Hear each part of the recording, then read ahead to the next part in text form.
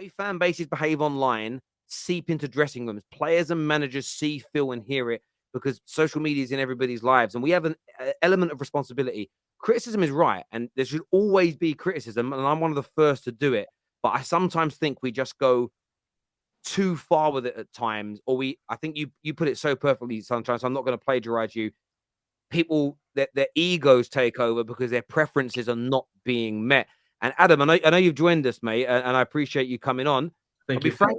I'll be frank with you. That's how I kind of feel how you are with Rashford, that because your preference is to have him gone and he's doing well, it feels like, or it comes across like, and you may put it across differently in tweets. Obviously, you're reading them, and maybe I'm reading them in the wrong tone.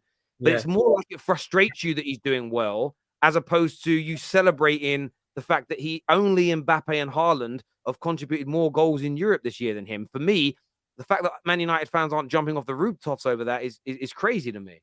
Yeah, no, I think you're reading it wrong, to be honest. And that's why I insisted to come on live to talk with you, because I think it's just easier. And I've talked with Aaron quite a bit, with Johnny, with Neji a lot. And they know that I'm way more nuanced and reasonable when you speak to me. Because something I noticed, Twitter usually gets the worst out of people. Because I don't know what's wrong with Twitter, the format of the application, the technology behind it, and the limitation in characters. You just get the worst out of people. So I don't think it's the best medium to come in to talk and to communicate. But that's not it at all. It's not, in my opinion, Terry, and I'll explain to you a bit. It's not because an opinion or maybe my position and my principles are difficult to defend that I need to give them up. Rashford has been scoring a lot of goals, and his finishing and his overall play around the box has improved dramatically, like to some very, very high levels after the World Cup. But my thing is, I'm looking at the performances. I'm looking at the team. I'm not happy with all of the performance, especially from a left winger. And I talked on Saeed's show yesterday, and I said, our best performances of the seasons before the World Cup, that stretch of games with what we won against Spurs and that period. And that period of time, we had Rashford at 9, Sancho, Anthony on the wings. And we created a lot of chances. And at that time, ironically enough, Rashford's finishing was not that good. He missed quite a bit of chances, but we were creating chances. We were pressing a bit like the first half today. And that was actually a much better performance. And that's fine. My problem is with that is not because only he's scoring goals that you need to say he's world class, he's the best, he's this, is that. Rashford, when he is less involved in the play, in the possession, the whole team looks better. You want Rashford to have few touches and to score goals because that's what he's good at. You don't want him on the wing, because I think if you put him there with McTominay, with Bruno, you have too many players that are erratic. You can carry one player that's technically not good enough on the ball or maybe not patient enough, but you can't carry too many. And my thing is with Rashford is, it's not that I don't like him. It's not that I hate him. It's nothing personal. It really is. I just want to make this clear because maybe it come across wrong, and I want to make this clear. It's not personal. I am very well aware of Rashford's attributes. I think he has a very, very, very good attributes. He's a very good athlete, and there are things he does very well. But there are things he does that I think are very poor and shocking. And people, and this is another problem that I have with the fan base, some players are judged on their good bits, and some other players are judged on their bad bits. And Rashford is just judged on what he does well, compared to some other players like McTominay. I don't want McTominay. I want him to leave as soon as possible. But McTominay is not judged often on what he does good, on what he does best. He is often judged on his worst bits. And some other players is not the same thing. For example, Casemiro's top class. People don't do the bad things. He don't see the bad things he does. And he has his weaknesses. People don't talk about them. Adam. So I understand that. So I just want to respond to that. Sorry, Nigel. I just want to say, look, and I understand what you're saying, and there definitely are weaknesses to Rashford's game, but I think it works both ways, because when people, I've always asked people for years, like, what are his weaknesses and what isn't he doing, and compare it to other people. I feel there's also an over focus on Rashford on his bad parts from people such as yourself, and I'm not having a go at you personally, but there's this, fans have been doing it for years online, whether it's about football or whether it's about politicians or celebrities. People try and create an equilibrium. We see it when Raheem Sterling gets abused by the media. The weird response from some fans to go, right, I'm going to start abusing Harry Kane because he gets no abuse. Where actually what we should be doing is trying to elevate everybody's behavior. if you see Sancho being criticized for the things he's bad at, why replicate that on another player instead of going, right, I'm going to actually assess Rashford how I want to see Sancho assessed and raise the levels and the standards. Now, everybody criticizes. I certainly do it. But I know that I'm fair and balanced. I'll tweet about all different players. But just in the last week, I saw a tweet from you where you said something along the lines of, like, any player that comes into direct competition with Rashford automatically becomes public enemy number one. If it was, Sancho was public enemy number one. It was Martial for a while. Yeah. And for me, no one hates on Sancho because he's competition for Rashford, because right now everybody's in love with Garnacho. The reason why people are frustrated with Sancho is because he hasn't been good enough in enough games for Manchester United. It has absolutely nothing to do with Marcus Rashford. In my opinion, I think that that's a way for me of going, right, I love Sancho, I love Martial. How do I form a barrier of protection for them? I know what I'll do. I'll do a dog whistle to everybody that dislikes Rashford and use Rashford as the scapegoat for why they're being criticized. Instead of saying objectively, Sancho has had about 2.5, 3 good games in nearly 2 seasons at Manchester United. Rashford's name shouldn't even come up in that conversation. I don't agree with that. Of course. So you honestly think the only reason Sancho is getting criticism is because he competes for a position with Rashford? No, I think Sancho needs to step up his game and he needs to do a lot better. Completely agree with you. Completely agree with that. My problem is what I criticize in Rashford's game. If Sancho is the thing that Sancho doesn't do. I don't have a problem with a player losing the ball trying to do the right thing, but I have a problem with the player losing the ball and making bad decisions trying to do the wrong thing. So if I see Rashford isolated with 3 players trying to dribble and go past through them, I have a problem with that. If Sancho is considered to be too passive and he gets the ball and then moves a pass because he can't dribble past 3 players, I can't criticize him for that. I need to stay coherent. It's just logical. I cannot criticize Sancho for not dribbling 3 players because I understand that, but that isn't the point I'm asking. Why is it Rashford's fault? So you think, your tweet stated that Rashford is the reason that people are guessing at Sancho's performance? No, this is not this. It's something that I noticed. This is something that happens all the time. It's not a fact. It's not causal. It's not something that is deliberate or conscious in the fan base. It's just something that seems to happen every time. It's not a deliberate or anything like that. I'd like the question. That in terms of sorry, Johnny. Like, since we're staying on this topic, if Rashford is a player that's less than the players that you listed in your tweet, I think Sancho, Martial, and Lukaku when it comes to being striker. If he's lesser than those players, but these players can't displace him, surely in your hypothesis, it should be, why are these players not displacing Rashford instead of being, well, there's something wrong with Rashford being there because all these players get criticism or some kind of spotlight on them that isn't fair. Surely you should be questioning, okay, why can't you displace Rashford on the left? Because Sancho's technically better than Marcus Rashford. I love Jadon Sancho. I want him to work out. I really do. But if he can't displace Rashford on the left-hand side, that's more of a Jadon Sancho problem than it is Rashford being there. You know what I would answer to that? You're looking at the 2 performances of the players. I'm looking at the performance of the team. So today, for example, Rashford had a goal. Let's look at, for example, last game against Newcastle, or maybe another game before that, because it was an off game, terrible game. If Rashford plays on the left, scores a goal, but the team plays terribly, and we can't win and we can't create chances, and Sancho comes in on the left, and all of a sudden we have this fluidity that we had today and that we had before the World Cup, I'm not judging the performance in itself, because you can't really isolate performance from the rest of the team. You have to look at it globally. And just what you notice, and I can't prove this, and I'm not saying I'm right. This is something else. I'm not saying this is true and I am the one that holds the truth. I'm not saying, I'm just noticing. Yeah. When Rashford is less involved in the play and he's more put in his area of effectiveness, which is one touch, 2 touch, and have a go, the team looks to play better. And I understand that. And for me, but that's what it's all about for me. If the team is better with Rashford in it over a more technically gifted football player, my preference doesn't matter anymore, because all I actually care about is that Man United win football matches. And we've all just sat here, and maybe you didn't agree personally to this, but we're all loving the fact that Ten Hag picks a team that he thinks is going to be the best. doesn't bow down to like fan pressure, drop him, change this, do as we say. He's doing what's right. He's won 71% of his games, and he sees Rashford as being a hugely integral part of the team. But obviously, someone like yourself, I mean, you said it earlier today, you'd sell Rashford in a heartbeat. But the manager wouldn't. And I don't understand. And what I'd like to understand is every manager so far has backed this guy. Massive clubs across Europe want to buy him. What is it that why would you sell Rashford in a heartbeat if he's as dangerous as he is, and these managers that everybody on this panel seemingly rates are desperate to keep him? Why would you sell him in a heartbeat? Can I just answer that question, Terry, if you don't mind? Go on now.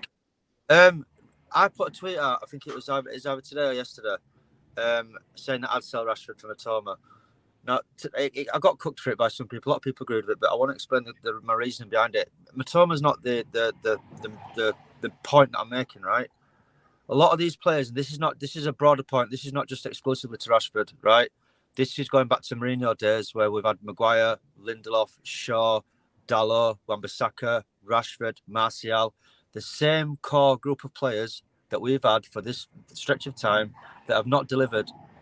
We've been on the wrong end of hidings on many of occasions. Liverpool, City, just to name a few, Watford, Leicester, right? These same core of players, group of players, right? They've been here a long time, and time again, they've let us down. It's not just a Rashford thing. In my opinion, I think a lot of these players need to go. I would only keep Casemiro and Martinez and Varane. But you know what, Johnny? Yeah, we've had this discussion. Go on, bro. One second. Yeah, go on. I'm not calling Rashford a bad player. I think Rashford's a very good player. I think he's overrated by the fan base. I do. I don't think he could lace Vinicius' boots or Mbappe's boots at all. But I'm not calling him a bad player. I just think this is not just Rashford. There's a certain level of certain group of players that have been here a long time that I don't think when the push comes to shove, they're going to take us to a title. They're just not going to take us there. And they've been given chances under Jose, under Ole, not so much Ragnick, and under this manager. And I think we need to like Fergie never had a problem refreshing the squad up. That's what made him so good. Like he didn't hold. I understand that, but this is the thing though, Johnny. Two things on that. One, the manager is going to freshen this, and this is probably one of my gripes. And maybe it's because we've had so many years of being crap, and I feel like we're improving. And as a United fan, I want to enjoy it with other Man United fans. We will refresh this squad. The team that played against Newcastle, I guarantee in 2 seasons' time, if you look at the bench and the starting lineup, 70 to 80% of them are not at the club anymore. But it's going to take time. We were never going to look what's happened to. I know Forest are a smaller club, but everyone said, "Oh, they bought 15 players in one summer. Why can't we?" They're getting relegated. Like it doesn't work. It takes years. You have to transition across. Equally, if I had said to you this time last year that Ben White and Xhaka and co were going to be in a title push and maybe win a league title, you'd have said no chance in a million years. So I get that you've got an opinion. But I look more at the manager and I look at the players that he. Forget McTominay playing a few games recently. The fact that everyone's gone for him in the last few days. Why is the manager sticking with him? He's barely kicked the ball for months when Casemiro and Eriksen were fit. He's only playing because of the injuries and the situation that we find ourselves in. People don't need to over-index it as though that's the future of our midfield. He's going to go. Terrace, this is where, that's why I don't get the anger because they will be leaving. We know this. Maguire is going to go. Terrace, this is where I don't get the anger. There's something key that I've noticed. One second. This is where I was determined. Yeah, I'm determined to back this manager the whole way. He was the manager that I wanted. I felt it brought a smile back to my face. I thought I've had a fantastic season, and I'm determined, come hell or high water, to back this manager all the way. Right, as long as it doesn't make it to the point where I can't back him anymore. Right. So there's been a lot of lineups that have come out this year, Terry, where internally I've questioned them. Right, and I'd say 80% of them I've been proven to be wrong, and the manager's been right. Yeah. So the manager's earned my respect and my trust, right? So when it comes to players like Bruno, for example, or Shaw, who I personally don't rate and don't think are good enough, I am going to respect the manager's judgment and I'm going to trust his judgment. So if he says no, Rashford's part of my plans, Terry, and I don't personally think he's good enough for a title, for example, I've just come to a place now where I trust the manager. So if the manager says, no, Rashford's part of my plans, is going to spearhead our attack for example, or Luke Shaw's going to be my left back, or Bruno's going to be my 10, or whichever play it may be, I trust the manager to get things done. Because I think when you contextualise the season, I think he's got more right than he's got wrong. He's won us the first trophy in first time in 6 years. So for me, I'm like, you know what? My preference can go to the side. I'm going to trust your judgment as the manager. Do you get what I'm saying, Terrace? There's one thing I wanted to say quickly about we never talk about it. It always gets skipped over when we're talking about Rashford, and it's why all the managers continue to rate him. I get it. Some people are like, oh, I don't love his techers, his dribbling, whatever. Rashford has attributes that are perfect for the league. At the end of the day, people need to understand that pace and power, until he loses it, you can't teach. The kid, when he came in, he was very skinny. He was small. He didn't look like he was still a teenager, but you could tell if this kid puts on size and body, he's going to be a monster. And he's grown into that. When you look at Sancho, who I love, Sancho and Martial have both their kids. Like Rashford never, before that season with Ollie, he never was injured. He was durable. He takes on players. He's so powerful. Like, these are things you can't teach, and managers look at it. His work ethic is second to none. He's gotten better almost every single year. He's gotten better. These are the intangibles in athletes that everybody forgets about, that everybody forgets that you actually need to win. That's why managers continue to want him. Today, when you saw De Gea should have had an assist, that pass through the middle, if that's Rashford instead of Sancho, that's a goal, because you can't teach speed. You can't teach a man how to run onto a ball with power and pace and then finish. And also, one thing Terry talks about it ad nauseum, mentality. How many game-winning goals does Rashford have? He never shrinks under pressure, ever. That is something big games as well, Cam. Big games. So when you say you don't see us winning a title with him, I see managers looking at this kid being like, this is one of the few players that I'm going to need to win a title, whether it's as a starter or coming off the bench. I don't care, because I've never been that guy who said, oh, Rashford has to start every single game. I love Rashford, but if a player comes in like Vinicius and sits him, cool. As long as he's still coming in and doing a job, I'm happy. But to say that we have to just sell him is crazy to me. Yeah, but this is the thing, Cam. Yeah, like you look at Rashford in the context of his individual career at United. There was a key period. I've been saying this for the longest year. It was first a theory and then something that I kind of put weight on it over the time, because during the period of when he was 21, maybe slightly, even before then, let's say 19, 20, 21, those are key periods where you need to develop. You have elite coaching. He never had that. When he was with Van Gaal, he was in the best structured system, in my opinion. Not saying football-wise on the eye, but in terms of having a coach that was willing to actually build this player up. He had the opportunity there.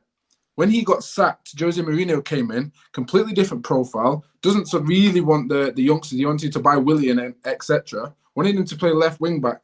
You can't name it. I don't think anyone in here could tell me the last Manchester United academy player that broke through into the first 11, that had elite level coaching and got better as a player. Now, I know people will go on stats when they look at Ole Gunnar Solskjaer. If you actually objectively look at Rashford's game in general, just his game, right? When we had Ole, it seemed that the whole team was focusing on aiding Rashford's abilities. The long ball over the top was mainly 60-70% of our goals. Or isolate Rashford so he can do his one-on-one dribbling. And it's okay if he runs into players, because that's our guy. And he either comes up clutch or doesn't. But his performances weren't being helped. They weren't being coached. He wasn't getting a better footballer. His touch was still off. He was still obviously weak on the ball. So there were still fundamentals that you would learn at the age where, you're in your younger career. At your younger age in your career, that weren't being taught. So when Ollie again gets the best out of him, all we were doing was aiding his talent, his natural, raw, God-given talent and ability. That's all we were doing. It wasn't being coached to a level. That's why you look at the likes of Benny McCarthy coming in now, you see a completely different, well-rounded, and as Adam said, a much better lethal finisher and smarter finisher within the 18-yard box. That's been coached into him. Imagine he had that level from a lot younger and had it on a consistent basis. And then this is when it comes back to the structure of the club, because we've had different managers that don't really necessarily aid these players or know how to. And we've had so many youngsters at Manchester United coming through. And, you know, number 11 would have been another one, in my honest opinion, if Ollie had stayed, where you have the raw talent, but there's no one there actually going, you know what, we need to improve these so we can make them world stars. And that's been the biggest issue for me in general. So like what Johnny's saying in terms of sell these players on, this is where I look at the difference and go, you know what? The context is every manager we've had has been working with players that do not fit their profiles and have the profile application for 2 or 3 managers. So I can't even give them a fair judgment or a full judgment to say, you know what? We need to sell you. Ten Hag right now, I'll land up quickly because I know you got to finish. Ten Hag right now, when you look at him, he has been a saving grace. Look what he walked into and look at what he's achieved, because he knew and understood before he signed on the dotted line with these Glazers, he knew what the club needed and he needed to be backed in a certain way. He's done it in such a way that has allowed us to build a foundation where these players can be actually, you know, showcase to us fans that we were wrong, and correctly so. A lot of these players would have gone a long time ago. Ten Hag's come in with his coaching staff, and now we're looking at Basaka going, who's this guy? We look at Fred. Oh my God, he actually may have an opportunity to be a bench player now. Luke Shaw, etc. De Gea. All these players who had question marks over the head, should have been sold, are now, I see the De Gea stuff. That's another conversation we'll get into. But ultimately, players who we were ready to sell are now showcasing that raw. Ten Hag can do something with them, whether they are first 11 or whether they're on the bench. And that to me should tell you, let's have some patience right now. Yeah. Because we haven't had a manager that's been able to restructure our club to a level that makes us believe in something moving forward. So for me personally, I'm not looking to get rid of De Gea and Rashford first season. I'm looking to get rid of the fringe players, make them kind of either bench players or have their position under threat by someone equally as good or better, and then start the build from there. Mate, I get you on that, and it's one of the things I used to push back against a few years ago is how Pogba's lack of progression at United and at club level, Martial's, who when we signed him, by the way, fans from Monaco were talking him or Mbappe. They didn't know who was going to be the better. He just won Golden Boy as well at that time as well. Those guys, it was they've not progressed because of a lack of coaching, and we've had Jose and Oli and Retete, and then the same people like Rashford's just shit. Like, should you not be attributing that same level of analysis as we were saying earlier, Adam? It's sort of, and I'm not saying you did that personally. I'm just giving you an example. Some players are defended because of the bad managers, the lack of system, the instability of the club, and others, it's they're just trash. And for me, Rashford falls into that category as well of someone I think has been hindered.